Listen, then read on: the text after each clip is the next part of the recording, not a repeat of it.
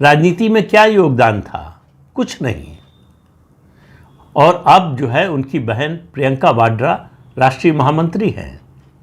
उनका क्या योगदान है कांग्रेस पार्टी के संगठन में या कांग्रेस पार्टी के विस्तार में या सामाजिक जीवन में? कुछ नहीं। केवल परिवार के सदस्य हैं, इसलिए उनका लोकसभा चुनाव जीतना, इसको मैं परिवारवाद में मानता हूं, इसको मैं वंशवाद में नहीं मानता। क्योंकि उनकी जीत जो है उसको आप केवल वंशवाद के आधार पर उसको जो है डिस्कार्ड नहीं कर सकते।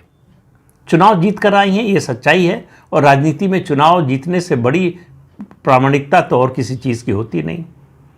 उसके अलावा जो नेता हैं जिनको अपने परिवार का और अपने वंश का उत्तराधिकारी होने के नाते पद और सत्ता मिली, उनमें अगर गिनती शुरू की, देश का सबसे बड़ा प्रदेश है उत्तर प्रदेश, अखिलेश यादव, फिर बिहार तेजस्वी यादव, आंध्र प्रदेश चले जाइए तो जगन मोहन रेड्डी, तमिलनाडु में एम.के. स्टालिन, महाराष्ट्र में उद्धव ठाकरे, पंजाब में सुखबीर बादल, हरियाणा में पूरा चौटाला परिवार, जम्मू कश्मीर में अब्दुल्ला परिवार जिसके वारिस इस समय उमर अब्दुल्ला है, और मुफ्ती परिवार जिसकी वारिस महबूबा मुफ्ती है।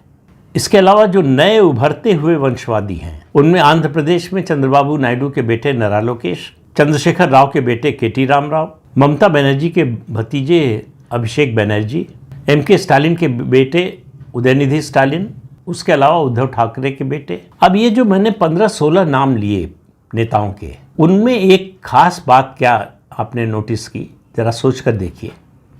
इनमें से कोई भी नेता वामपंथी दलों का नेता नहीं है, उसके परिवार के लोग नहीं हैं, और उसके अलावा न ही जनसंघ और भारतीय जनता पार्टी के। ये कोई सामान्य बात नहीं है।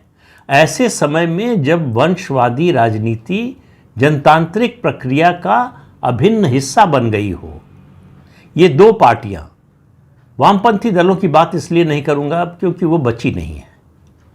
त्रिपुरा में उनका अवशेष बचा हुआ है, वो भी हो सकता है इस विधानसभा चुनाव के बाद खत्म हो जाए। लेकिन भारतीय जनता पार्टी न केवल बची हुई है बल्कि लगातार विकास के रास्ते पर आगे बढ़ रही है, उसका विस्तार हो रहा है, उसकी स्वीकार्यता बढ़ रही है। लगातार केंद्र में तीसरी बार उसकी सरकार है, उसके 2 प्रधानमंत्री हो चुके हैं, केंद्र में उसका 17 साल का राज चल चुका है बिना वंशवाद की राजनीति के।